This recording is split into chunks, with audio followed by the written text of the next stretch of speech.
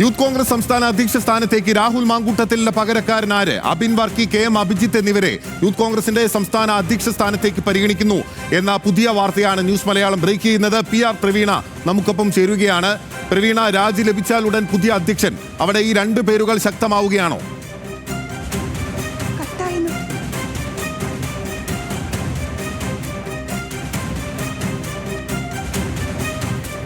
Youth കോൺഗ്രസിന്റെ പുതിയ സംസ്ഥാന അധ്യക്ഷനായി അബിൻ വർക്കിയോ KM അഭിജിത്തോ വരും എന്നുള്ളതാണ് ഇപ്പോൾ പുറത്തുവരുന്ന വിവരങ്ങൾ. ഇവരുടെ പേരുകൾ വളരെ സജീവമായി യൂത്ത് കോൺഗ്രസ് നേതൃത്വം, ദേശീയ നേതൃത്വം, കോൺഗ്രസ് നേതൃത്വം, AICC ഹൈക്കമാൻഡ് എന്നിവയെല്ലാം പരിഗണിച്ചുകൊണ്ടിരിക്കുകയാണ്. KM അഭിജിത്ത്, ഒപ്പം തന്നെ അബിൻ വർക്കി. നിലവിൽ യൂത്ത് കോൺഗ്രസിന്റെ സംസ്ഥാന ഉപാധ്യക്ഷനാണ് അബിൻ വർക്കി. യൂത്ത് കോൺഗ്രസിന്റെ നേതാവ്, പഴയ KSUവിന്റെ മുൻ അധ്യക്ഷനാണ് KM അഭിജിത്ത്. ഇവരെ യൂത്ത് കോൺഗ്രസ് അധ്യക്ഷ സ്ഥാനത്തേക്ക് പരിഗണിക്കുന്നു എന്ന വിവരങ്ങളാണ്. പ്രവീണയാണ് നമുക്കൊപ്പം ഈ വാർത്ത ബ്രേക്ക് ചെയ്ത വിവരങ്ങളുമായി നമുക്കൊപ്പം ചേരുന്നത്. പ്രവീണ, രാഹുൽ മാങ്കൂട്ടത്തിലിന്റെ രാജി ലഭിച്ചാൽ ഉടൻ ഈ രണ്ട് പേരിൽ ഒരാളെ യൂത്ത് കോൺഗ്രസ് അധ്യക്ഷനായി നിയമിക്കാൻ നേതൃത്വം തയ്യാറെടുത്തോ? അതായത് യൂത്ത് കോൺഗ്രസ് സംസ്ഥാന ഉപാധ്യക്ഷൻ കൂടിയായ അബിൻ വർക്കി, അതുപോലെ തന്നെ KM അഭിജിത്ത്, ഇവർ രണ്ടുപേരുടെ പേരുകളാണ് ഇപ്പോൾ സജീവ പരിഗണനയിലുള്ളത്. ഇതിൽ ഒരു പ്രശ്നം, KM അഭിജിത്ത് നേരത്തെ യൂത്ത് കോൺഗ്രസ് ഇലക്ഷനിൽ മത്സരിച്ച ആളല്ല, തെരഞ്ഞെടുപ്പ് പ്രക്രിയയ്ക്ക് പുറത്തു നിൽക്കുന്ന ആളാണ്. സ്വാഭാവികമായും മറ്റ് സംസ്ഥാനങ്ങൾ പിന്തുടരുകയാണെങ്കിൽ ഈ വിജയിച്ച ആൾ രാജിവെച്ചാൽ രണ്ടാമത് വന്ന ഉപാധ്യക്ഷൻ, അതായത് രണ്ടാമത് ഏറ്റവും കൂടുതൽ വോട്ട് പിടിച്ച ആൾ, 1,80,000 വോട്ടുകളാണ് അബിൻ വർക്കി പിടിച്ചത്. സ്വാഭാവികമായും അബിൻ വർക്കി പ്രസിഡന്റ് സ്ഥാനത്തേക്ക് വരണം. പക്ഷേ A ഗ്രൂപ്പിന്റെ സമ്മർദ്ദം ശക്തമാക്കിയിരിക്കുന്നത് KM അഭിജിത്തിന് വേണ്ടിയാണ്.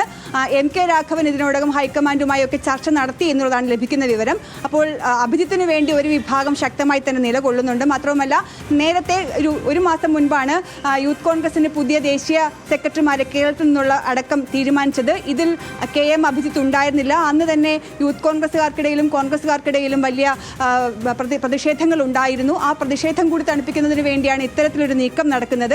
പക്ഷെ സ്വാഭാവികമായും യൂത്ത് കോൺഗ്രസ് ഇതുവരെ പിന്തുടർന്നിരുന്നത് തെരഞ്ഞെടുപ്പിൽ രണ്ടാമത് വന്ന ആളിനെ പ്രസിഡന്റ് സ്ഥാനം ഒഴിയുന്ന ആൾക്ക് പകരം നിയോഗിക്കുക എന്നുള്ളതാണ്. അങ്ങനെയെങ്കിൽ അബിൻ വർക്കിക്കും സാധ്യതയുണ്ട്. ഈ രണ്ടുപേരുടെ പേരുകളാണ് ഇപ്പോൾ നേതൃത്വം പരിഗണിക്കുന്നത്. പക്ഷേ അന്തിമ തീരുമാനം സ്വാഭാവികമായും AICCയുടെയും അതുപോലെ തന്നെ ദേശീയ യൂത്ത് കോൺഗ്രസ് നേതൃത്വത്തിൻ്റെയും ആയിരിക്കും. ഈ രണ്ടുപേരുടെ പേരുകൾ ഇപ്പോൾ സജീവ പരിഗണനയിലുമുണ്ട്.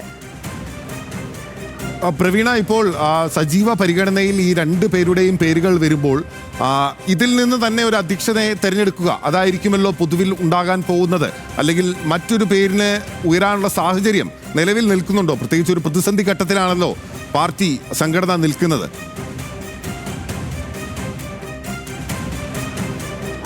താൽക്കാലികമായി ചുമതല ഒരുപക്ഷെ പാർട്ടിയുടെ യൂത്ത് കോൺഗ്രസിൻ്റെ ചുമതല വഹിക്കുന്ന, യൂത്ത് കോൺഗ്രസിൻ്റെ സംഘടനാ ചുമതല വഹിക്കുന്ന OA ജനീഷ് സംസ്ഥാന വൈസ് പ്രസിഡന്റിൽ ഒരാളുമാരാണ്. OA ജനീഷിന് ചിലപ്പോൾ താൽക്കാലികമായി നൽകാനുള്ള സാധ്യതയുണ്ട്. പക്ഷേ എന്നിരുന്നാൽ കൂടിയും അടിയന്തരമായി തന്നെ യൂത്ത് കോൺഗ്രസിന് ഒരു സംസ്ഥാന അധ്യക്ഷനെ കണ്ടെത്തേണ്ട ചുമതല സംസ്ഥാന നേതൃത്വത്തിനുണ്ട്. അതല്ലെങ്കിൽ യൂത്ത് കോൺഗ്രസിന് നാഥനില്ല കളരി എന്നുള്ള തരത്തിൽ പേരുദോഷം കേൾക്കേണ്ടി വരും. അതുകൊണ്ട് കൂടിയാണ് ഇപ്പോൾ തന്നെ രണ്ട് പേരുകൾ പരിഗണനയ്ക്കെടുത്തത്. ഇതിൽ ഈ തെരഞ്ഞെടുപ്പ് പ്രക്രിയയും മറ്റ് സംസ്ഥാനങ്ങളിൽ പിന്തുടരുന്ന രീതിയുമാണെങ്കിൽ അബിൻ വർക്കിക്കാണ് സാധ്യത. കാരണം രണ്ടാമതായി ഏറ്റവും കൂടുതൽ വോട്ട് നേടി 1,80,000 വോട്ട് പിടിച്ച് രണ്ടാം സ്ഥാനത്തെത്തി, രണ്ടാമതായി എത്തുകയും ഇപ്പോൾ ഉപാധ്യക്ഷന്മാരിൽ പ്രധാനിയായി നിൽക്കുകയും ചെയ്യുന്നതും, അതുപോലെ തന്നെ ചർച്ചകളിലും മറ്റും കോൺഗ്രസിന്റെ മുഖമായി മാറിയിട്ടുള്ളതും, കോൺഗ്രസിന് പ്രതിരോധം ഉണ്ടാകുമ്പോഴൊക്കെ അതിനെ എതിർക്കാൻ വേണ്ടി രംഗത്തുള്ളതുമൊക്കെ ഉള്ള ഒരാളാണ് അബിൻ വർക്കി. അപ്പോൾ